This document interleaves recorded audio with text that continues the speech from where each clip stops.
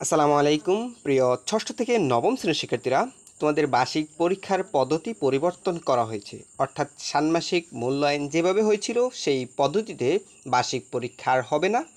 2012 সালের প্রণীত শিক্ষাক্রম অনুযায়ী তোমাদের বার্ষিক পরীক্ষা অনুষ্ঠিত হবে। এনসিটিভির সর্বশেষ তথ্য অনুযায়ী তোমাদের প্রশ্নের প্যাটার্নটি ঠিক এমন হবে। আমি তোমাদেরকে সেই প্যাটার্নটি তোমাদেরকে দেখিয়ে দিচ্ছি।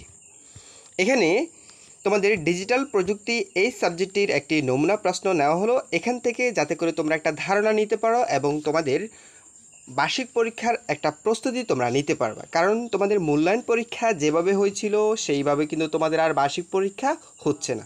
নতুন রূপরেখা অনুযায়ী তোমাদের বার্ষিক পরীক্ষার প্রশ্নগুলো সাজানো হবে। এখন দেখো, সেই প্রশ্নের মধ্যে তোমাদের প্রথমত 1 নম্বর কোশ্চেনে থাকবে সংক্ষিপ্ত প্রশ্ন। সেখান থেকে তোমাকে 5টি প্রশ্নের উত্তর দিতে হবে, সংক্ষিপ্ত প্রশ্ন।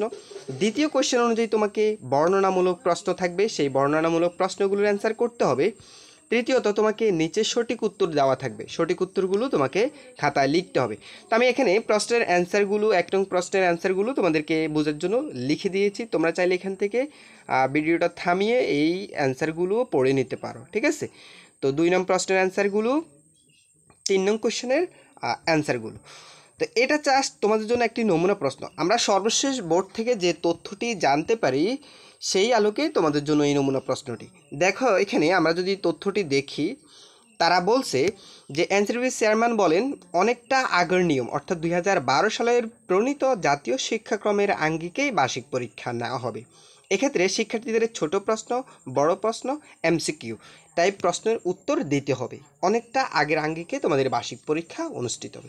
এখানে তোমাদের প্রশ্নের সম্পূর্ণ প্যাটার্নটি কিন্তু দেওয়া হয়নি, এই সপ্তাহ সেটি জানিয়ে দেওয়া হবে। সেই পর্যন্ত চ্যানেলটি সাবস্ক্রাইব করে সাথে থাকিও। ইনশাল্লাহ প্রশ্নের প্যাটার্ন ও সাজেশন নিয়ে ধারাবাহিক ক্লাস দেওয়া হবে এই চ্যানেলে। ধন্যবাদ সবাইকে।